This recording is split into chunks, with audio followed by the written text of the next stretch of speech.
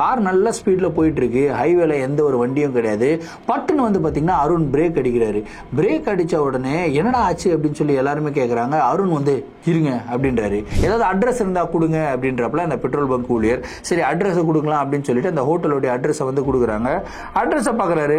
இந்த மாதிரி அட்ரஸ் யூபியில் கிடையவே கிடையாதுப்பா அப்படின்றாரு. எது யூபியா பையா, என்ன நீங்கள் யூபி கீப்பின்றீங்க, எங்கே இருக்கிறோம் அப்படின்னா, பையா இது உத்தரப்பிரதேஷ் பையா அப்படின்றாரு அவரு. என்னது உத்தரப்பிரதேஷா? கார்த்திகோடைய வீட்டுடைய லேண்ட்லைன் நம்பருக்கு வந்து டயல் பண்ணுறாங்க. டயல் பண்ணி ரிங்கு போகுதுங்க. ரிங்கை எடுத்த உடனே கார்த்திகோடைய அப்பா ஓன்னு அழுகுறாரு. அங்கிள் என்னாச்சு அங்கிள் அப்படின்னு சொல்லிட்டு அருண் கேட்குறப்பல அதுக்கு அவங்க அப்பா சொன்ன பதிலை கேட்டு அருண் பயங்கரமா ஷாக் ஆகுறாரு. அருண் கார்த்திகோடைய அப்பாவுக்கு போன் பண்றாரு. போனை அட்டன் பண்ண உடனே கார்த்திகோடைய அப்பா பயங்கரமா அழுகிறாரு.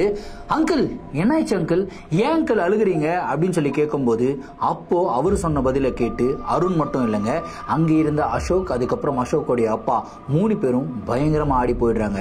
அப்படி அங்க என்ன நடந்தது அப்படின்னா, அரை மணி நேரத்துக்கு முன்னாடி கார்த்திக் அவருடைய வீட்டுக்கு வந்து போயிருக்காருங்க. ஸோ அவங்க அப்பா அம்மா வந்து பேசிக்கிட்டே இருந்தாங்க. அவங்க தங்கச்சியும் வந்திருக்காங்க. எல்லாரும் டின்னர் சாப்பிடலாம் அப்படின்னு சொல்லி கார்த்திகை கூப்பிட்டுருக்காங்க. ஆனா கார்த்திக் வந்து பாத்தீங்கன்னா இல்ல எனக்கு டின்னர் வேணாம், எனக்கு கொஞ்சம் மென்டல் பீஸ் வேணும், நான் என்னுடைய ரூம்ல போயிட்டு நான் தனியா இருக்கிறேன் அப்படின்னு சொல்லிட்டு அவருடைய ரூமுக்கு வந்து போயிருக்காரு. ரூம்ல கொஞ்ச நேரம், அதாவது ஒரு அரை மணி நேரம் ரெஸ்ட் எடுத்துட்டதுக்கு அப்புறம் அவர் வந்து கீழே இறங்கி வராருங்க. எல்லாருமே டின்னரை எடுத்து வச்சு ரெடியா சாப்பிடுறதுக்காக உட்கார்ந்துட்டு இருக்காங்க. கார்த்திக் வந்துட்டியாப்பா, வாப்பா சாப்பிடலாம் அப்படின்னு சொல்லி அவங்க அம்மா கூப்பிடுறாங்க.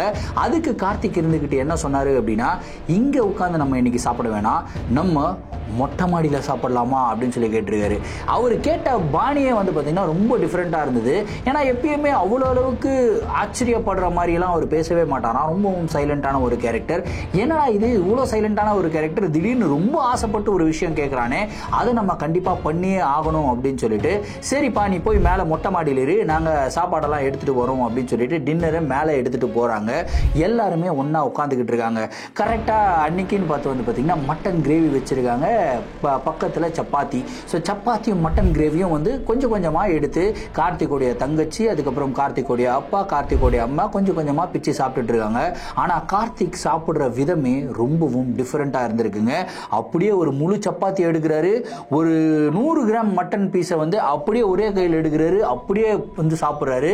ஒரு விதமாக என்ன சொல்றது, ரொம்பவும் வெறித்தனமாக சாப்பிடுவாங்க தெரியுமா. அதாவது சாப்பாட்டு சேலஞ்சில் நம்மளுடைய சாப்பாட்டு ராமன் சாப்பிடுவார் இல்லையா, அப்படியே பெரிய உருண்டை எடுத்து அப்படியே அடிப்பார் இல்லையா, அந்த மாதிரி அவர் என்ன பண்றாருன்னா ஒரு முழு சப்பாத்தியை ஒரு 100 கிராம் மட்டன் கறியை வச்சு அப்படியே வந்து அமைக்கிறாரு. அதுக்கப்புறம் அந்த நல்லி எலும்பு இருக்கு இல்லையா, நல்லி எலும்பை பொதுவாக நம்ம உறிஞ்சிட்டு அதுக்கப்புறம் தூக்கி போட்டுருவோம். அவர் நல்லி எலும்பை உறிஞ்சது மட்டும் இல்லாமல் நல்லி எலும்பை அப்படியே கடிக்கிறாருங்க. கடிக்கும் போது நட்டாக் மட்டாக்குன்னு சவுண்ட் வரும் இல்லையா, அந்த சவுண்டுக்கு அப்படியே அவங்க அம்மா, அப்பா, தங்கச்சி 3 பேரும் கார்த்திகோடைய முகத்தை பார்த்துக்கிட்டே இருக்காங்க. அப்படியே ஒரு நல்லி எலும்பை கடிக்கிறாருங்க. கடிக்க கடிக்க கடிக்க அந்த எலும்பு வந்து பார்த்தீங்கன்னா அப்படியே சுக்குநூறா உடையுது. அவருடைய ஃபேஷியல் எக்ஸ்பிரஷன்ஸ் எல்லாம் பயங்கர வெறித்தனமா, அதாவது ஒரு சிங்கம் வந்து பார்த்தீங்கன்னா அந்த மாட்டோடைய எலும்பை கடிச்சு சாப்பிடும்போது ஒரு விதமான ஒரு எக்ஸ்பிரஷன் கொடுக்கும் இல்லையா, அந்த மாதிரி எக்ஸ்பிரஷன்ல தான் கார்த்திக் வந்து எலும்பை கடிக்கிறாருங்க. இதை பார்த்த உடனே அவங்க அப்பா, அம்மா, தங்கச்சி 3 பேரும் ஸ்டன் ஆகி போய் நிற்கிறாங்க. அப்புறம் அப்படியே சாப்பிட்டு சாப்பிட்டு கிட்டத்தட்ட ஒரு 1.5 கிலோ மட்டனுங்க. இவங்க போட்டுக்கிட்டதோ ஏதோ 2 பீஸ் தான். அந்த 1.5 கிலோ மட்டனை வெறும் 5 நிமிஷத்துல சாப்பிட்டு முடிக்கிறாரு கார்த்திக். சாப்பிட்டு முடிச்ச உடனே எனக்கு பசிக்குது, எனக்கு பசிக்குது, உன்னா சாப்பாடு வேணும், சாப்பாடு வேணும் அப்படின்னு சொல்லிட்டு ரொம்ப வியர்டா வந்து பிஹேவ் பண்றாரு. டே இருடா இருடா, ஏன்டா இவ்வளவு கோவப்படுற, பசிக்குது தானடா, அம்மா தோசை ஊற்றி எடுத்துட்டு வரேன்டா அப்படின்னு சொல்லி கீழே போய் தோசை ஊத்துறாங்க. ஒரு 5 தோசை ஊற்றி எடுத்துட்டு வராங்க. அந்த 5 தோசையுமே வந்து பார்த்தீங்கன்னா ஒரே வாயிலுங்க அப்படியே வந்து கிளப்பி மட்டன் குழம்போட எடுத்து அதையும் சாப்பிட்டுறாரு. சாப்பிட்டு திரும்பி எனக்கு பசிக்குது, எனக்கு சாப்பாடு வேணும், சாப்பாடு வேணும் அப்படின்றாரு. இப்போ அவங்க அம்மா பார்த்து பயப்படுறாங்க. ஏன்னா இவ்வளோ அளவுக்கு அதிகமாக கார்த்திக் சாப்பிட்டதே கிடையாது. திடீர்னு இப்படி பிஹேவ் பண்றானே அப்படின்னு சொல்லிட்டு திரும்பவும் போயிட்டு ஒரு 5 தோசை வந்து ஊற்றி எடுத்துட்டு வராங்க. அந்த 5 தோசையும் அதே மாதிரி ஒரு சாப்பிட்டுட்டு திரும்பி எனக்கு பசிக்குது, எனக்கு பசிக்குதுன்னு அவங்க அம்மாவுக்கு கோவம் வந்துச்சு. டேய் எவ்வளோடா சாப்பிடுவேன், இவ்வளோ அதிகமாக சாப்பிடவே மாட்டியாடா, 10 தோசை சாப்பிட்டேன், கிட்டத்தட்ட ஒரு 10 சப்பாத்தி சாப்பிட்டேன், ஃபுல்லா 1.5 கிலோ மட்டனை நீயே தான் காலி பண்ணிருக்க, இதுக்கப்புறம் எப்படா பசிக்கும், பசிக்காதரா அப்படின்னு சாப்பாடு கூட போட மாட்டீங்களா, சாப்பாடு கூட போட மாட்டீங்களா, உயிரோடு இருக்கும்போது சாப்பாடு போட மாட்டீங்க, செத்ததுக்கு அப்புறமும் சாப்பாடு போட மாட்டீங்க, செத்துட்டு நான் திரும்பி வந்து வந்திருக்கேன், சாப்பாடு சாப்பிடணும்னு வந்திருக்கேன், ஆனால் சாப்பாடு போட மாட்டேங்கிறீங்க, இதுக்கப்புறம் நான் ஏன் உயிரோட இருக்கணும் அப்படின்னு சொல்லிட்டு கார்த்திக் என்ன பண்றாருன்னா டப்புன்னு எழுந்துக்கிறாருங்க. எழுந்து சர்ன்னு ஓடுறாரு. அப்படியே அந்த மொட்டை மாடி சிவர் இருக்குல்ல, மொட்டை மாடி சிவர் மேல ஏறி நிற்கிறாரு.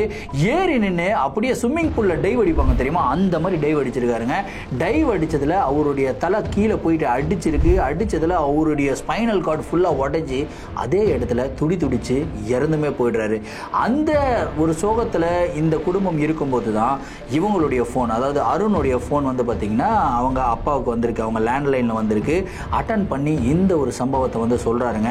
இந்த சம்பவத்தை கேட்ட அருண் ஆகட்டும் சரி, அசோக் ஆகட்டும் சரி, அவங்க அப்பா ஆகட்டும் சரி, பயங்கரமா ஆடி போயிடுறாங்க. இன்ஃபேக்ட் அசோக்குடைய அப்பா என்ன நினைக்கிறாரு அப்படின்னா, இவங்க வெளியே போன இடத்துல ஏதோ பயங்கர ஸ்ட்ரெஸ்ஃபுல்லான ஒரு சிச்சுவேஷன் இருந்திருக்கும், இல்ல இந்த சின்ன பசங்க இல்லையா, இந்த லவ் ஃபெயிலியர் அந்த மாதிரி ஏதாவது இருந்திருக்கும் அப்படின்னு சொல்லி தான் அவர் மைண்ட்ல நினைச்சுக்கிட்டு இருக்காரு.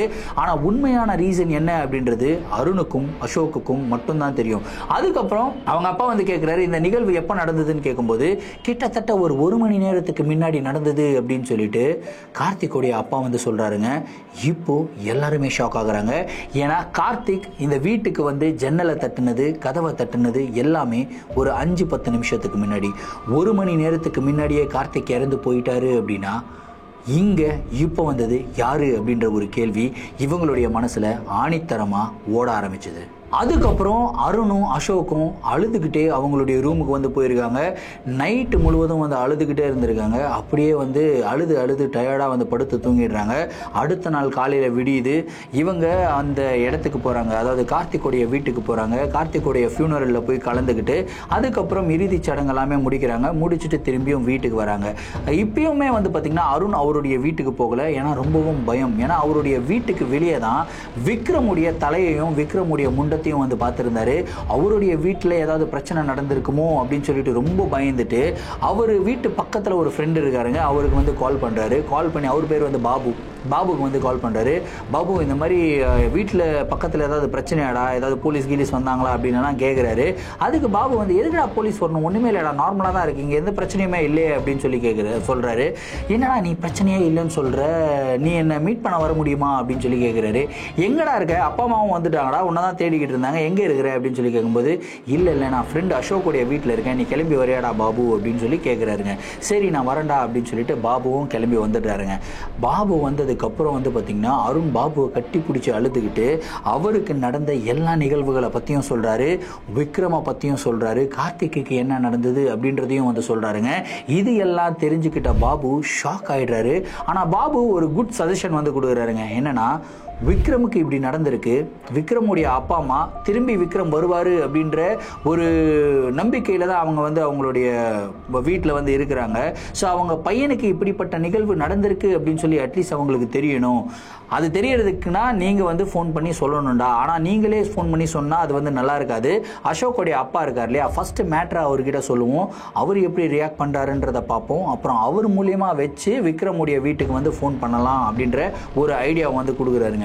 இந்த ஐடியாவை கேட்ட உடனே இது நல்ல ஐடியாவாக இருக்கே, சரி வா அசோக்குடைய அப்பா கிட்டேயே எல்லா உண்மையும் சொல்லிடுவோம் அப்படின்னு சொல்லிட்டு அருணும் அசோக்குமே வந்து பார்த்திங்கன்னா போகிறாங்க. அவங்க அசோக்குடைய அப்பா கிட்ட வந்து போயிட்டு உங்ககிட்ட கொஞ்சம் நேரம் உட்காந்து பேசணும்ப்பா, ஒரு முக்கியமான விஷயம் அப்படின்னு வந்து சொல்கிறாங்க. என்னடா இந்த மாதிரி கார்த்திக் இப்படி பண்ணிட்டான், அது ஏதாவது லவ் ஃபெயிலியராடா, அதை பற்றி தான் பேசணுமா அப்படின்னு வந்து கேட்குறாரு. அப்பா இது லவ் ஃபெயிலியர்லாம் எதுவும் கிடையாது, அதுக்கும் மேலே ஒரு பயங்கரமான ஒரு நிகழ்வு அப்படின்னு சொல்கிறாங்க. என்னடா நீங்கள் சொல்கிறீங்க, என்னடா பிரச்சனை, வேறு ஏதாவது பெரிய பிரச்சனையா அப்படின்னு கேட்குறாரு.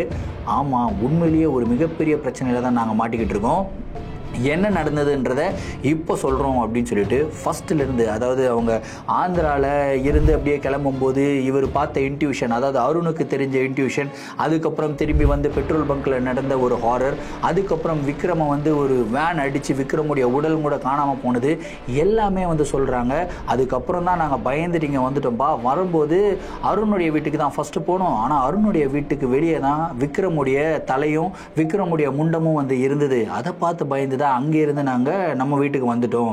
ஸோ இங்கே வந்துட்டு நாங்கள் எவ்வளவோ சொன்னோம், கார்த்திகை எங்கேயே இருடா அப்படின்னு சொன்னோம். ஆனால் கார்த்திக் தான் கேட்காம என்னுடைய வீட்டுக்கே போகிறேன் அப்படின்னு சொல்லி கிளம்பி போயிட்டான். அதுக்கப்புறம் அவனுக்கு இந்த மாதிரிலாம் நடந்திருக்குப்பா அப்படின்னு சொல்லி அழுகுறாங்க. இதை கேட்டு அசோக்கோடைய அப்பா செம்ம ஷாக்கு. என்னடா நீங்கள் சொல்கிறீங்க, நீங்கள் சொல்கிறதெல்லாம் நம்புற மாதிரியே இல்லை, ஆனால் நம்பாமலும் இருக்க முடியலடா, இப்படியெல்லாம் நடக்குமா அப்படின்னு சொல்லி அவர் வந்து ரொம்ப வியப்பாக வந்து பேசுகிறாருங்க. அதுக்கப்புறம் அவர் எனக்கு ஒரு 5 நிமிஷம் டைம் கொடுங்கடா, எனக்கு என்ன தான் பண்ணணும் அப்படின்னு சொல்லி எனக்கு ஒரு ஐடியா வரணும் இல்லையா, அந்த ஐடியா வரணும்னா என்னை தனியாக விடுங்க, ஒரு 5-10 நிமிஷம் நான் யோசிச்சாதான் இந்த மேட்டரை எப்படி டீல் பண்ணணும் அப்படின்ற ஒரு சின்ன ஐடியாவாக எனக்கு கிடைக்கும் அப்படின்னு சொல்லிட்டு அவருடைய ரூமில் தனியாக இருக்காருங்க.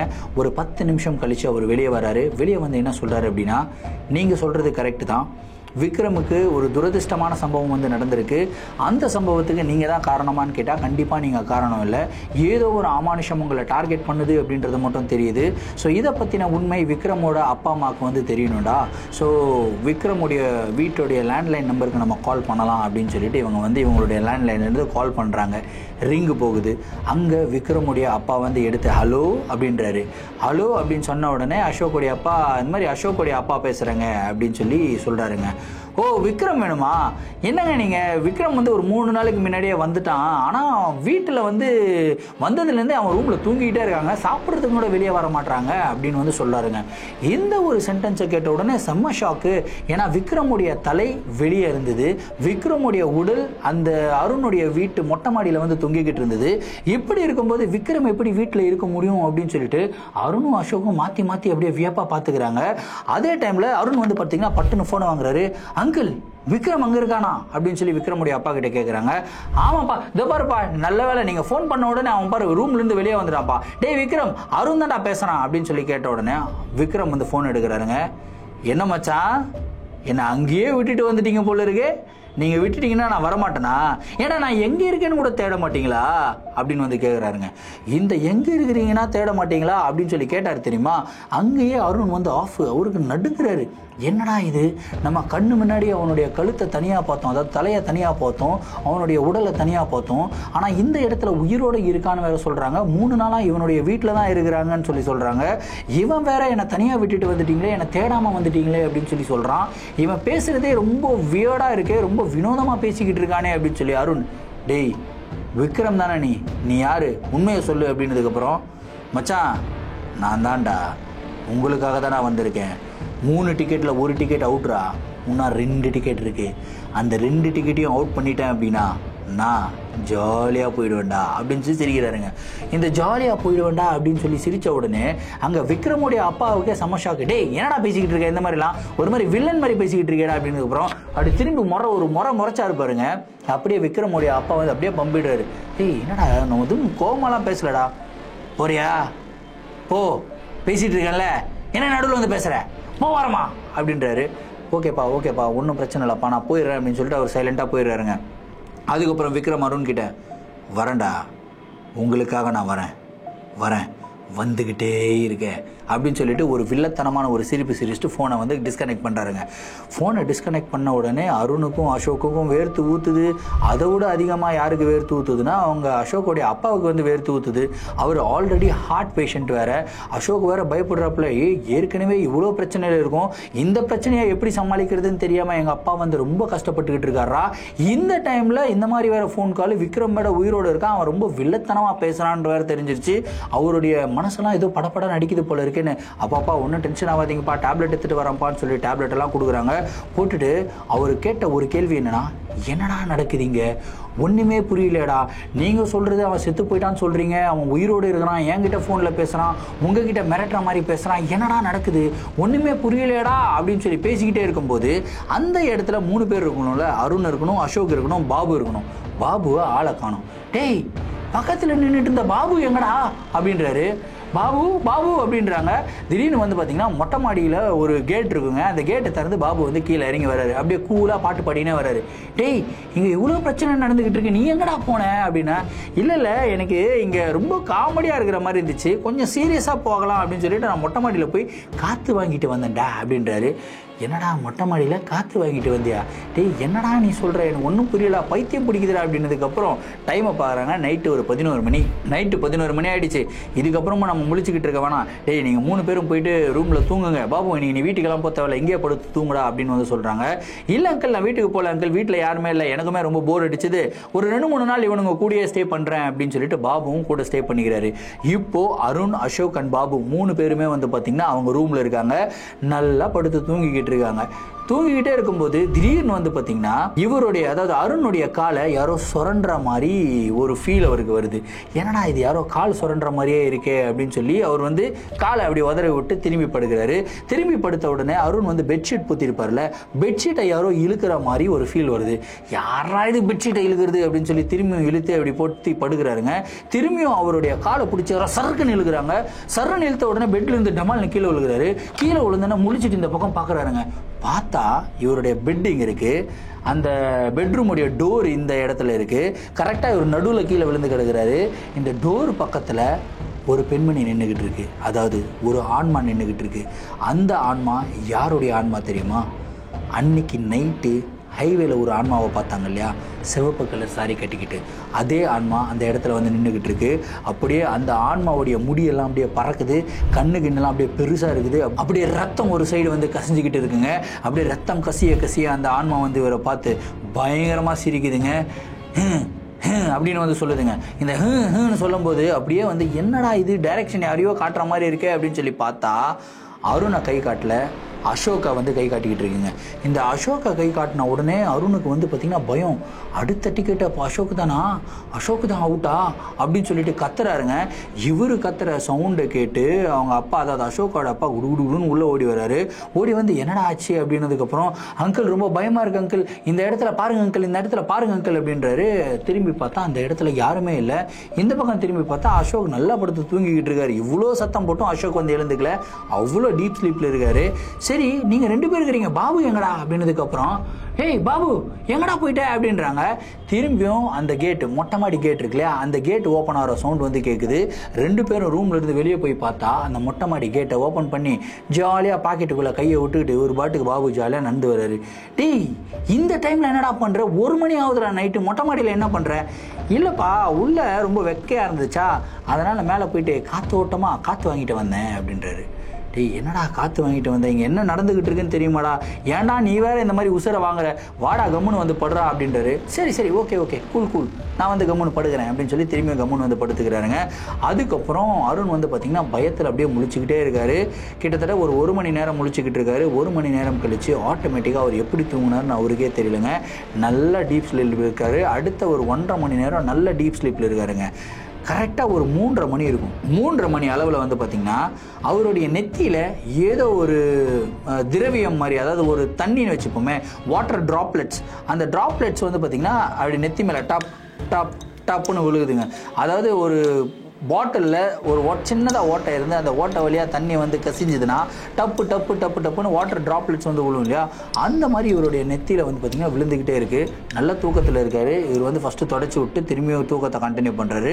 கொஞ்ச நேரம் கழித்து அந்த ட்ராப்லெட்ஸ் வந்து பார்த்திங்கன்னா ரொம்ப ஸ்பீடாக பட்டு பட்டு பட்டு பட்டுன்னு விழுக ஆரம்பிக்குது. என்னடா இது, யாரா இது தண்ணியை ஊற்றுது அப்படின்னு சொல்லி முழிச்சு பார்க்குறாரு. முழிச்சு பார்த்தவருக்கு ஒரு செம்ம ஷாக்கு. என்னன்னு கேட்டிங்கன்னா, விக்ரமுடைய தலை மேலே அப்படியே இருக்குதுங்க. தலை மட்டும் வெட்டி மேலே அந்த சீலிங் மேலே இருக்குது.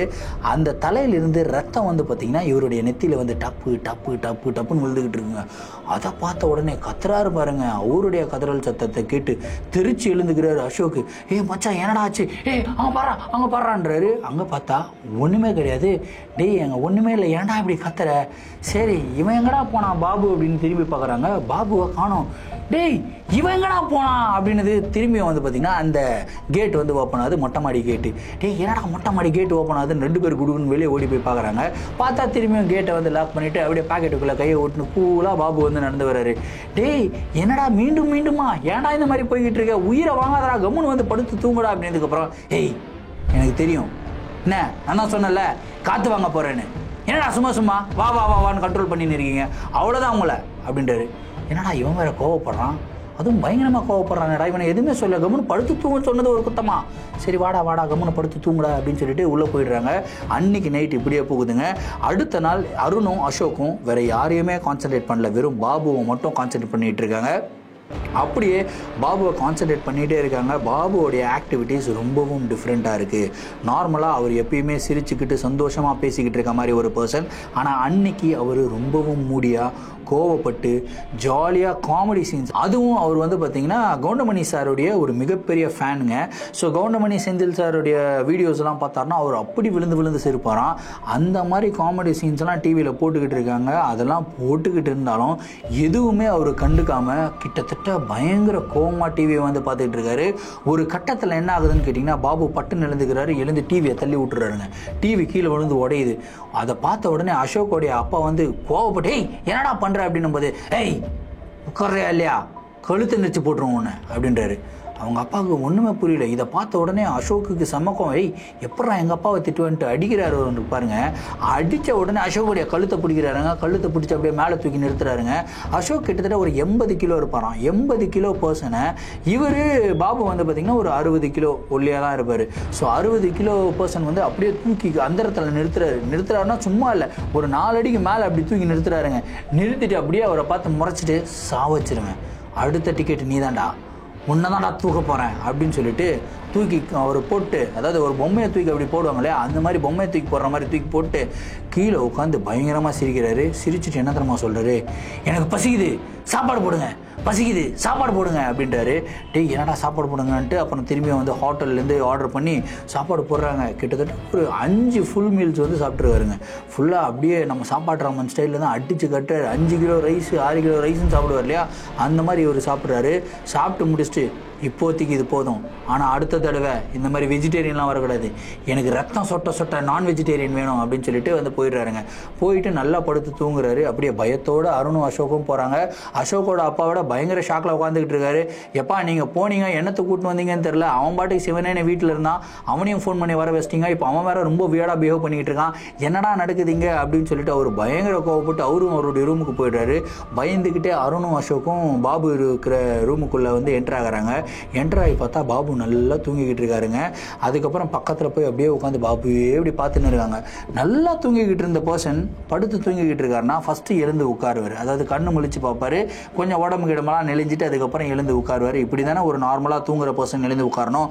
நல்லா டீப் ஸ்லீப்பில் இருக்கிறவர் பட்டுன்னு சர்ன்னு எழுந்து நிற்கிறாருங்க. அப்படியே ஃபுல்லாக பயங்கர ஸ்பீடாக எழுந்து நின்று அப்படியே இவரை பார்க்குறாரு. அடுத்து நீதான் அப்படின்னு சொல்லிட்டு அசோகை பார்த்து சொல்கிறாருங்க. அடுத்து நீதான் சொல்லிட்டு அப்படியே பத்துன்னு அப்படியே திரும்பியும் படுத்து தூங்க ஆரம்பிக்கிறாரு. இவங்களுக்கு ஒன்றும் புரியல. அசோக் வந்து பார்த்திங்கன்னா கதறி கதறி அழுக ஆரம்பிக்கிறாரு. டேய் என்னடா அடுத்து நான் தான் அப்படின்னு வேறு சொல்கிறாங்க. விக்ரம் கார்த்திக்கு 3வது நானாடா, எனக்காடா இப்படியெல்லாம் நடக்க போகுது, என்ன இல்லைனா எங்கள் அப்பா என்னடா பண்ணுவார் அப்படின்னு சொல்லிட்டு அவர் வேறு பயங்கரமாக அழுகிறாரு. டே ஒன்றும் இல்லைடா, ஏதாவது ஒரு சொல்யூஷனை கண்டுபிடிக்கலான்னு சொல்லிக்கிட்டே இருக்கும்போது பட்டுன்னு வந்து பார்த்திங்கன்னா பாபு அப்படியே 2 பேருடைய கழுத்தை பிடிக்கிறாருங்க. கழுத்தை பிடிச்சி சாவச்சிருவேண்டா அப்படின்னு சொல்லிட்டு திரும்பியும் வந்து, அதாவது தூக்கத்திலேருந்து எழுந்து திரும்பியும் கழுத்தை பிடிக்கிறாரு. திரும்பியும் அடுத்த 2 செகண்டில் வந்து பார்த்தீங்கன்னா அவர் வந்து படுகிறாருங்க. இப்படியே ஒரு 4-5 தடவை வந்து கண்டினியூ ஆகுது. அதே டைமில் பேரலாக அவங்க அப்பா, அதாவது அசோக்குடைய அப்பா என்ன பண்ணியிருக்காரு அப்படின்னா அவருடைய நண்பர்களுக்கெல்லாம் கால் பண்ணியிருக்காரு. கால் பண்ணி இந்த மாதிரி என் பசங்கள்லாம் பிரச்சனைலாம் மாட்டிக்கிட்டாங்க அப்படின்ற மாதிரிலாம் சொல்லிக்கிட்டே இருந்திருக்காரு. அந்த டைமில் அருணுக்கு திரும்பியும் ஒரு இன்ட்யூஷன் வருது. இன்ட்யூஷன் என்னன்னு கேட்டிங்கன்னா, இவங்க அந்த ஹைவேல இருக்கிற மாதிரி தான் இன்ட்யூஷன் வருது. இவங்களுடைய 3 நண்பர்களும் கூட இருக்காங்க. அதாவது அசோக், விக்ரம் அண்ட் கார்த்திக் 3 பேரும் கூட இருக்கிறாங்க அப்படின்ற மாதிரி ஒரு இன்ட்யூஷன் வருதுங்க. அதுக்கப்புறம் திடீர்னு ஏதோ ஒரு பொருள் வந்து இப்படி மோதின மாதிரி அவருக்கு ஒரு ஃபீல் வந்திருக்குங்க. கரெக்டாக அந்த பொருள் மோதின மாதிரி ஃபீல் வருது அப்படின்னு சொல்லிட்டு கண்ணை முழிச்சு பார்த்தா இவர் எங்கே இருக்காருன்னு கேட்டிங்கன்னா, எக்ஸாக்டாக அந்த ஹைவே இருக்குல்ல, அந்த ஹைவேல தான் இருக்கார். இவங்க போய்கிட்டு இருந்த கார் ஒரு மிகப்பெரிய மரத்தில் மோதி ஆக்சிடெண்ட் ஆகிருக்கு. ஆக்சிடெண்ட் ஆன இடத்துல, அந்த இடத்துல அருண், அசோக் அண்ட் கார்த்திக் 3 பேருமே இருக்காங்க. கார்த்திகை பார்த்த உடனே அருணுக்கும் அசோக்குக்கும் அவ்வளோ சந்தோஷம். டேய் கார்த்தி நல்லா இருக்கிறியாடா? இவங்களுக்கு ஒன்றும் புரியல, இது உண்மையாக நடக்குதா இல்லை ஹாலுசினேஷனா, எதுவுமே புரியல. டேய் என்னடா இது என்னென்னமோ நடந்ததுடா. ஆனால் இந்த மாதிரி ஒரு ஃபீலிங் ஒருத்தருக்கு வந்தால் ஓகே இது வந்து ஒரு கனவு அப்படின்னு சொல்லலாம். ஆனால் 2 டிஃப்ரெண்ட்டான ஒரு பர்சன். அருணுக்கும் இதே மாதிரி ஒரு நிகழ்வுகள் நடந்த மாதிரி ஞாபகத்தில் இருக்குது. அசோக்குக்கும் இதே மாதிரி நிகழ்வுகள் நடந்த மாதிரி ஞாபகத்தில் இருக்குது. கார்த்திக்குக்கும் இதே மாதிரி ஒரு நிகழ்வுகள் நடந்த மாதிரி ஞாபகத்தில் இருக்குங்க. கார்த்திக் என்ன சொல்கிறாரு அப்படின்னா, டேய் நான் வீட்டுக்கு போயிட்டு இந்த மாதிரி மட்டன் எல்லாம் சாப்பிட்ட மாதிரி இருக்குடா, சப்பாத்தியை வந்து அடித்து சாப்பிட்ட மாதிரி இருக்குது, எங்கள் அம்மா என்னை திட்டின மாதிரி இருக்குது, அதுக்கப்புறம் எனக்கு என்ன ஆச்சுன்னு தெரில, யாரோ என்னை வா வா குதி குதி மேலே இருந்து குதி அப்படின்னு சொன்ன மாதிரியே ஒரு ஃபீல் இருந்ததுடா. அப்படியே நான் போனேன், மொட்டை மாடி மேலே ஏறினேன், அப்படியே தலைகீழாக குதிச்சேன்டா, அதுக்கப்புறம் என்னாச்சுன்னு எனக்கே தெரிலடா, ஆனால் இப்போ முழிச்சு பார்த்தா நான் இங்கே இருக்கிறேன் அப்படின்னு வந்து சொல்கிறாரு. இவங்க 3 பேரும் சந்தோஷமாக பேசிக்கிட்டே இருக்கும்போது ஒரு 5 நிமிஷம் கழித்து தான் அவங்க ரியலைஸ் பண்ணுறாங்க, சரி இதுதான் உண்மை அப்படின்னு நினைக்கிறேன்.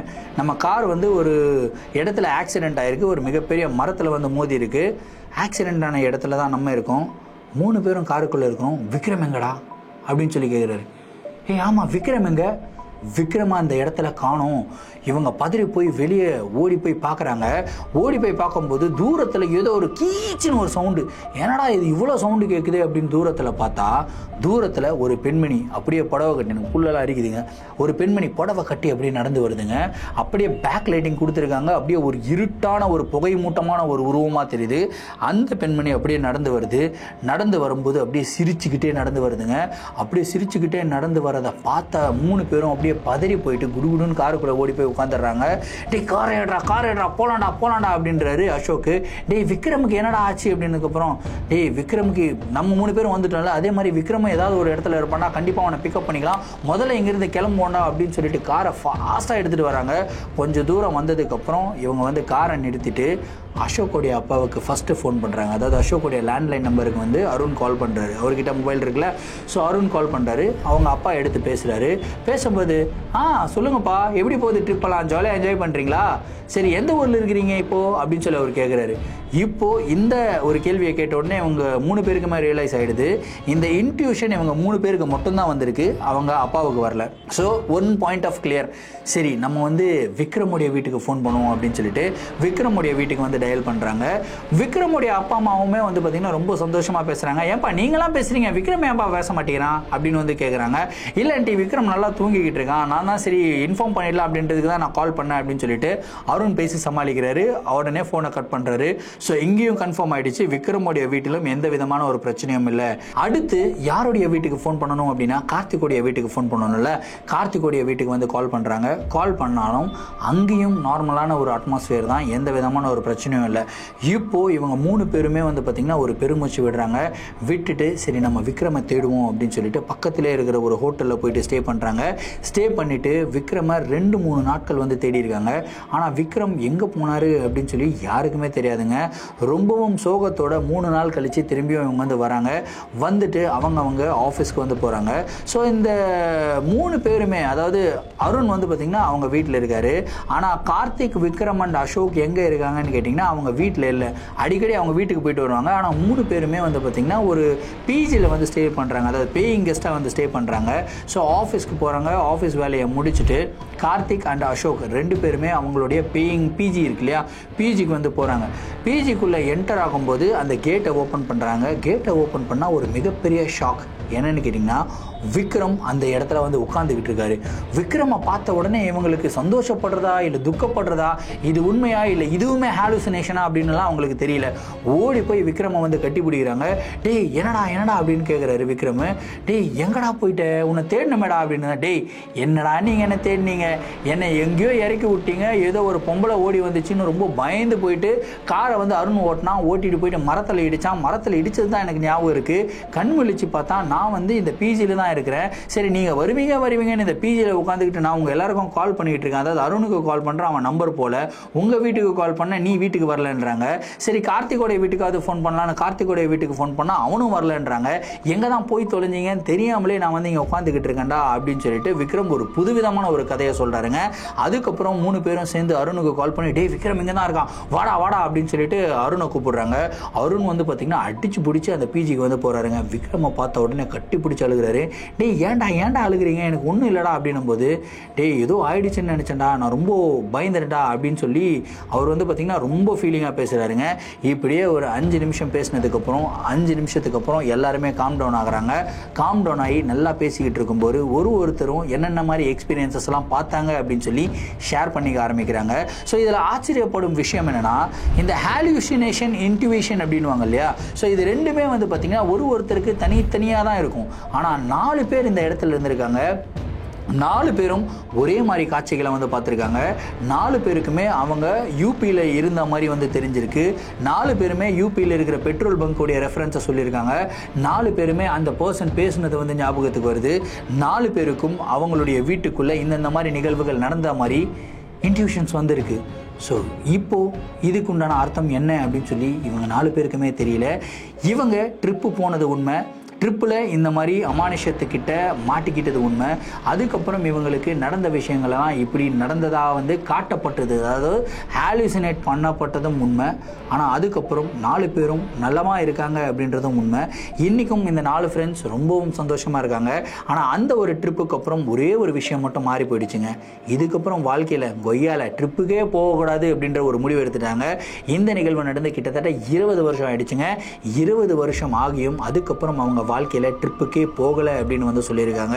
ஸோ எங்கேயாவது ட்ரிப்புக்கு போனால் இந்த ஹாலுசினேஷன் தான் ஞாபகத்துக்கு வருது.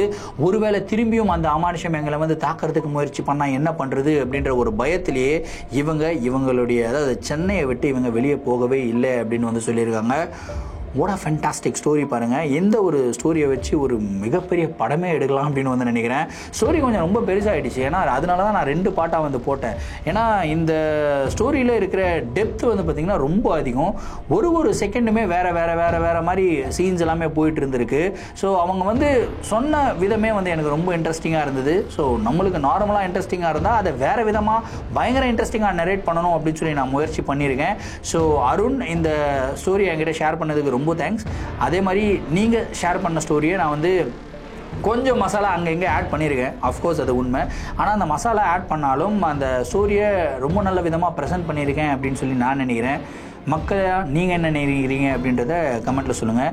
எந்த ஒரு வீடியோவுக்கு நீங்கள் 3000 லைக்ஸ் அண்ட் 300 கமெண்ட்ஸ் போடுவீங்க அப்படின்றத நான் நம்புகிறேன். ஏன்னா நீங்கள் போடுற ஒரு லைக்கும் கமெண்ட்டும் தான் என்ன மாதிரி ஒரு சின்ன யூடியூபருக்கு ஒரு மிகப்பெரிய மோட்டிவேஷனல் பூஸ்டராகவே இருக்குங்க. இதே மாதிரி உங்களுடைய வாழ்க்கையில் பயங்கரமான அமானுஷ நிகழ்வுகள் நடந்திருந்து அந்த நிகழ்வுகளை என்கிட்ட ஷேர் பண்ணணும்னு நினச்சிங்கன்னா என்னோட இன்ஸ்டாகிராமில் ஃபாலோ பண்ணிவிட்டு இன்ஸ்டாகிராமில் டிஎம் பண்ணுங்கள். இல்லை நான் என்னோட மெயில் ஐடிக்கு மெயிலாக சென்ட் பண்ணி விடுங்க. கண்டிப்பாக உங்களுடைய நிகழ்வுகளும் நம்மளுடைய சேனலில் வீடியோஸாக போடப்படும். மீண்டும் அடுத்த வீடியோவில் சந்திக்கும் வரை நான் உங்கள் Varadaraja signing off. Thank you and bye.